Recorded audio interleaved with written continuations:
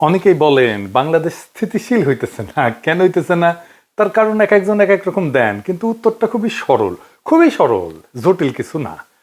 আপনি এই ভূখণ্ডের ইতিহাস পর্যালোচনা করলে দেখবেন ইন্ডিয়া সব ধরনের সংঘাতের জন্য দায়ী বাংলাদেশে।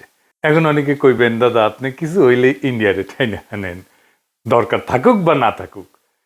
কথাটা শুনে দেখেন, যে জিনিসটা বাংলাদেশকে অশান্ত কইরা রাখছে, আসলে মূল ব্যাপার, একদম মূল ব্যাপার, সেটা হইতেছে বাংলাদেশকে ইন্ডিয়া কি দেখতে চায় আর বাংলাদেশ কি হইয়া উঠতে চায়।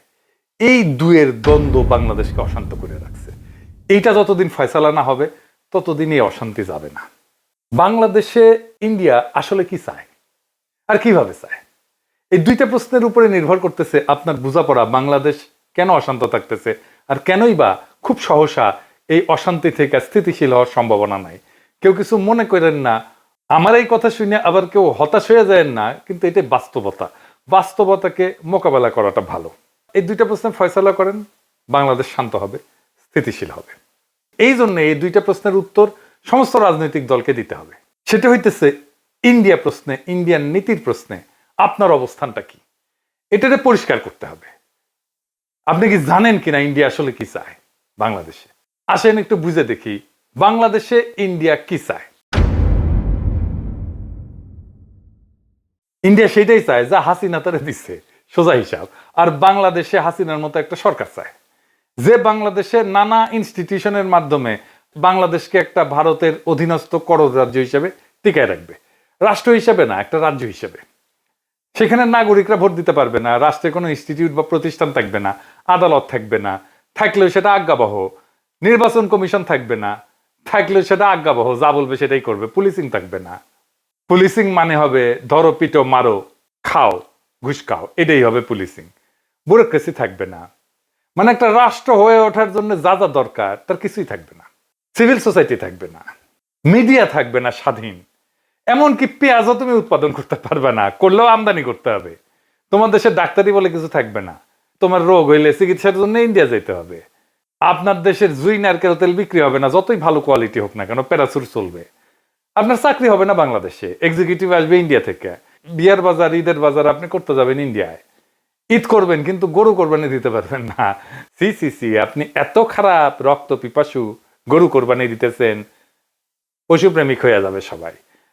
আপনি পায়জামা পাঞ্জাবি টুপি পরতে পারবেন না, আপনি মাদ্রাসায় বাচ্চাকে পড়াইতে পারবেন না, আপনার মসজিদে ঢুকে পেটানো হবে।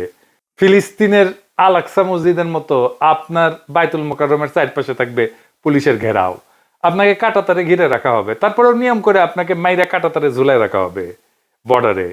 আপনার নদীতে পানি আসবে না, কারণ সব নদীতে বাদ দিয়ে রাখবে আন্তর্জাতিক আইন অমান্য কইরা। বর্ষা আবার ভালোবেসে বাদ খুলে দিবে, বাসায় দিবে। আপনি চাষের পানি পাবেন না, ফসল ফলাইতে পারবেন না, নদী শুকায় যাবে, হাহাকার হবে, পানির স্তর নিচে নেমে যাবে। আপনি পাম্প বসায় পানি তুলবেন, এই কাজ করতে গিয়ে আপনি ভূগর্ভস্থ পানিতে মারণ বিষ আর্সেনিক মিশাই দেবেন। সেই আর্সেনিক আপনার জীবনী শক্তি পলে পলে নিঃশেষ করে দেবে। আপনার শিক্ষা প্রতিষ্ঠানগুলো ধ্বংস হবে, লেখাপড়া হবে না, আপনাকে পিটায় মেরে ফেলা হবে সারা রাত, কারণ আপনি 5 ওয়াক্ত নামাজ পড়েন।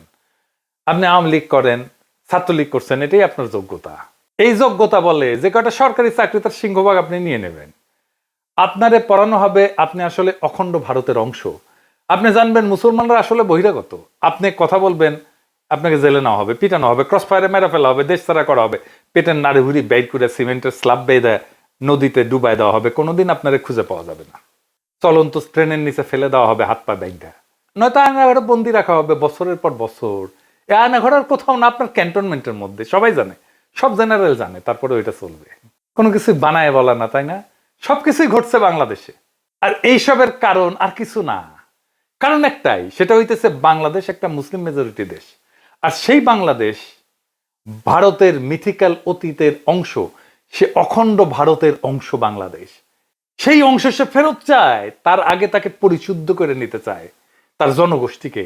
কারণ এই জনগোষ্ঠী আগে হিন্দুই ছিল, তারা মুসলমান আগ্রাসনের ধর্মান্তরিত হয়েছে বলে তারা মনে করে। এদের পরিশুদ্ধ করতে হবে যেন মননে সে অখণ্ড ভারত মাতার সন্তান হইয়া ওঠে। তাকে নতুন এক ধর্মে দীক্ষিত করতে হবে, যার নাম অসাম্প্রদায়িকতা। এই অসাম্প্রদায়িকতার ধর্মে আপনি কোরবানি দিলে সাম্প্রদায়িক বর্বর, কিন্তু পয়লা বৈশাখের নামে অষ্টমীর এক ডালিয়া উদযাপন করতে পারবেন। আপনি বুঝবেনই না যে আসলে আপনার পয়লা বৈশাখের আড়ালে আপনি আসলে দুর্গাপূজার অষ্টমী করতেছেন। আপনি পূজা মণ্ডপে যেতে পারবেন, কিন্তু ঈদের নামাজে দাঁড়াইলে আপনি সাম্প্রদায়িক। পূজায় গেলে আপনি অসাম্প্রদায়িক, ঈদের নামাজে দাঁড়াইলে আপনি সাম্প্রদায়িক। তারপর একদিন টুপ কইরা ভারত আপনাকে অখণ্ড ভারত মাতার অংশ করে নেবে। Syllabus complete. থ্যাংক ইউ, ধন্যবাদ। বাংলাদেশ জিন্দাবাদ। এটাই আপনার ডেস্টিনি হয়ে উঠছে। এই যে আওয়ামী আর ইন্ডিয়ান প্রজেক্ট, তাই মোমেন্ট প্রকাশ্যেই বলছিল, ভারতকে সে বলছে হাসিনাকে টিকায় রাখতে হবে। শোনেন, আবার শোনেন, অনেক আগের কথা। আমি ভারতে গিয়ে যেটি বলেছি যে শেখ হাসিনাকে টিকে রাখতে হবে। শুনেছেন? শুধু তাই না, ভারত আর বাংলাদেশের স্বার্থ যে এক, সেটাও সে ঘোষণা করছে। ভারতের বিজয়ই আমাদের বিজয়। শুনেন, আমাদের বিজয় ভারতের বিজয়, বুঝছেন? আমাদের উন্নয়ন ভারতের উন্নয়ন, ভারতের উন্নয়ন আমাদের উন্নয়ন। তাইলে আপনার মূল সংকট হচ্ছে আপনার বাংলাদেশ রাষ্ট্র থাকবে কিনা। এটা ইন্ডিয়ার প্ল্যান। সে হায়দ্রাবাদ খাইছে, সে গোয়া খাইছে, সে জুনাগড় খাইছে, সে সিকিম খাইছে, সে কাশ্মীর খাইছে, একইভাবে বাংলাদেশকে খাইয়ে নেবে।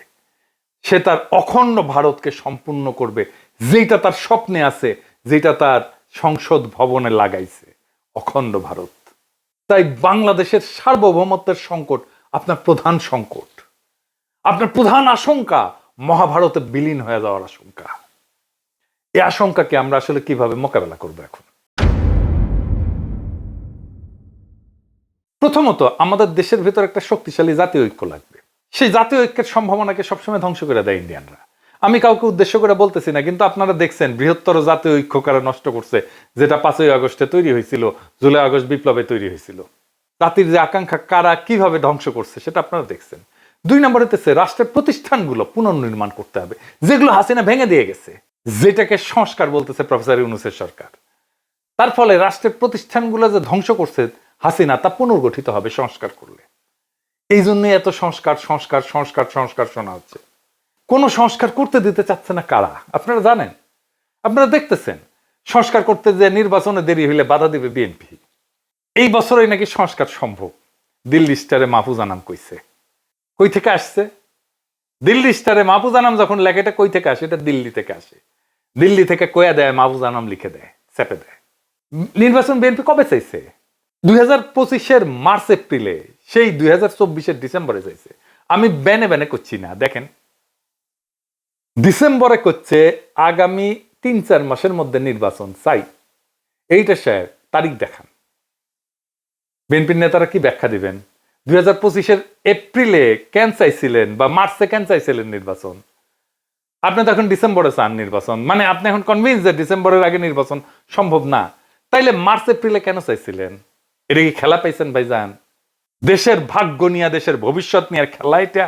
সিরিয়াস চিন্তা না করে একটা কথা কয়ে দিবেন আপনি? তাহলে তো সিনিয়র নেতারা। আবার দেখেন বিএনপি স্পষ্ট করে বলছে, বর্তমানে দেশে আলোচিত প্রায় সব সংস্কার প্রস্তাবই আমাদের 31 দফায় অন্তর্ভুক্ত আছে, তার মানে সংস্কার করার দরকার নাই। এটা তারেক রহমান বলছেন নভেম্বরের 14 তারিখ 2024 রাষ্ট্র কাঠামো মেরামতের রূপরেখার 31 দফা ও নাগরিক ভাবনা শীর্ষক সেমিনারে বলছেন। খুব ভালো কথা, মেনে নিলাম যে এই 31 দফায় হইতেছে সংস্কার। তাইলে 31 দফায় তো সব সংস্কার আছে, তাই না? তারেক রহমানই তো কইছে, তাই তো বলছেন তারেক রহমান। এটা করতে কত টাইম লাগবে বিএনপির? বিএনপি এটা বলছে তারেক রহমানের বক্তব্যের সপ্তাহ 3 পরেই, যে কত সময় লাগবে সংস্কার করতে। 3 থেকে 4 মাস লাগবে এই সংস্কার করতে। যেই সংস্কারের আলাপ হইতেছে সেটাই 31 দফায় আছে, আর সেই সংস্কার করতে 3 থেকে 4 মাস সময় লাগবে বিএনপির কথায়। তাইলে বর্তমানে দেশে আলোচিত প্রায় সব সংস্কার প্রস্তাবই যদি বিএনপির 31 দফায় অন্তর্ভুক্ত থাকে, আর সেই সংস্কার করতে যদি 3 থেকে 4 মাস লাগে, তাহলে কি বিএনপি 31 দফা ক্ষমতা নেওয়ার 3 থেকে 4 মাসের মধ্যে বাস্তবায়ন করতে দেখাবে? পারবে? হুদাই একটা কথা বলে দিলেই হইল। যাই হোক, বাদ দেন। এরপরে আমাদের আর কি লাগবে? এটা খুব গুরুত্বপূর্ণ, আসেন এটা একটু বুঝে দেখি। এরপরে আমাদের লাগবে এমন একটা শক্তির বন্ধুত্ব যারা আমাদের সার্বভৌমত্বের রক্ষা কবচ হয়ে থাকবে। মানে ইন্ডিয়া যদি আমাদের অ্যাটাক করতে আসে, আমাদের পাশে কে দাঁড়াবে? কারা হইতে পারে সেই শক্তি? আমাদের খুব বেশি চয়েস নাই, কিন্তু কারা হইতে পারে বলেন? ওয়েস্ট, পশ্চিম। হ্যাঁ, এই পশ্চিম ভাই ইসলামোফোব দুনিয়া। আমেরিকা আমাদের ইন্ডিয়ার হাতে তুলে দিছিল, ভুলে যায় না, 1/11 করে। হাসিনার পুরা টাইম ওয়েস্ট 2 হাত তুলে হাসিনাকে সাপোর্ট দিছে, দেয় নাই? এমনকি হাসিনা যখন পাখির মতো মানুষ মারতেছিল বর্ষা বিপ্লবে, জুলাই আগস্ট বিপ্লবে, কেউ কিছু বলছে? বলে নাই। এই ওয়েস্টকে ইন্ডিয়া বুঝাইছে হাসিনাকে আমাদের দরকার, নয়তো ইসলামী জঙ্গিরা বাংলাদেশের দখল নিয়ে নেবে। তাই এই পশ্চিম সেটাই করবে যা ইন্ডিয়া চায়। ইন্ডিয়ার চাওয়াকে পশ্চিম সাপোর্ট করবে সব সময়। তাইলে আমাদের চয়েস একটাই, চীনের সাথে অর্থনৈতিক, সামরিক, রাজনৈতিক, কূটনৈতিক একটা দীর্ঘমেয়াদী সম্পর্ক তৈরি করা।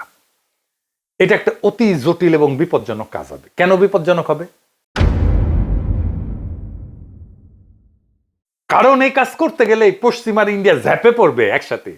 চীনের সাথে সম্পর্ক তৈরি করতে গেলে আমাদের প্রবল শক্তিশালী রাজনৈতিক ঐক্য লাগবে দেশের মধ্যে, আর তেমন জনপ্রিয় মেধাবী রাজনৈতিক নেতা লাগবে এই কাজ করার জন্য। আর দেশের মধ্যে লাগবে বুদ্ধিবৃত্তিক কাজ, একাডেমিয়া থেকে, বিশ্ববিদ্যালয় থেকে, সিভিল সোসাইটি থেকে, মিডিয়া থেকে। তারা তৈরি করবে ন্যারেটিভ, কবি, শিল্পী, সাহিত্যিকরা। একমাত্র তখনই বাংলাদেশের ভবিষ্যৎকে রক্ষা করা যাবে সফলভাবে। মনে রেখেন, এই কাজটা যারাই অ্যাডভান্স করার সামর্থ্য রাখে তাদেরকে আগে আইডেন্টিফাই করা হবে, আর বাড়তে দেওয়া হবে না। এমন কাজ করার লোক কিন্তু বেশি হয় না, আপনারা জানেন। কিভাবে তাদেরকে বাড়তে দেওয়া হয় না, আমি আপনাদেরকে 2টা এক্সাম্পল দেব, মাত্র 2টা। ব্যারিস্টার মইনুল হোসেন, চেনেন না? খুবই স্ট্রং ন্যাশনালিস্ট, মানিক মিয়ার ছেলে, এলিট ফ্যামিলির ছেলে, ব্যারিস্টার, উচ্চশিক্ষিত, এমপি ছিল তরুণ বয়সে, প্রখর রাজনৈতিক মেধার মানুষ। বাকশালের বিরোধিতা মুজিবের সামনে দাঁড়ায় করছে যে কয়জন বিরল ব্যক্তিত্ব, 2 বা 3 জন, তার মধ্যে সে একজন। কিন্তু সে বাংলাদেশের রাজনীতিতে একজন ফেনোমেন হয়ে উঠতে পারেননি, তাকে স্পেস দেওয়া হয়নি। সালাউদ্দিন কাদের চৌধুরী, তীব্র একজন ন্যাশনালিস্ট নেতা, সাহসী নেতা, তারে তো ফাঁসি দিয়ে দেওয়া হইল। তাই আপনারা খেয়াল রাখবেন, বাংলাদেশের এলিট স্ট্যাবলিশমেন্ট যার পিছে লাগতেছে, মনে রাখবেন সে ইন্ডিয়ার লেজে পাড়া দিছে, তারে খাইয়া দিবে। সেই জন্য এটা একটা যুদ্ধ। আমরা যেটাতে আছি সেটা একটা যুদ্ধ। এই জন্য এটা শান্ত হইতে সময় লাগবে, যতক্ষণ পর্যন্ত না আপনি প্রবল শক্তিশালী হইয়া প্রতিপক্ষকে পরাজিত করতে না পারেন। মনে রাখেন, এই যুদ্ধ আমাদেরই। বাংলাদেশের রাষ্ট্রীয় অস্তিত্ব আজ একটা চূড়ান্ত চ্যালেঞ্জের মুখোমুখি। এটা শুধু ভারতীয় হেজিমনির বিরুদ্ধে না, এটা আমাদের ভবিষ্যৎ প্রজন্মের জন্য, আমাদের আত্মপরিচয়ের জন্য, আমাদের ভাষা, আমাদের স্বাধীনতার আত্মাকে রক্ষার জন্য এক অবিরাম যুদ্ধ। এই যুদ্ধ শুধু সীমান্তে না, এটা চিন্তায়, বুদ্ধিবৃত্তিতে, প্রশাসনে, বিশ্ববিদ্যালয়ে, অর্থনীতিতে, সিভিল সোসাইটিতে, আর প্রত্যেকটা নাগরিকের মনোজগতে।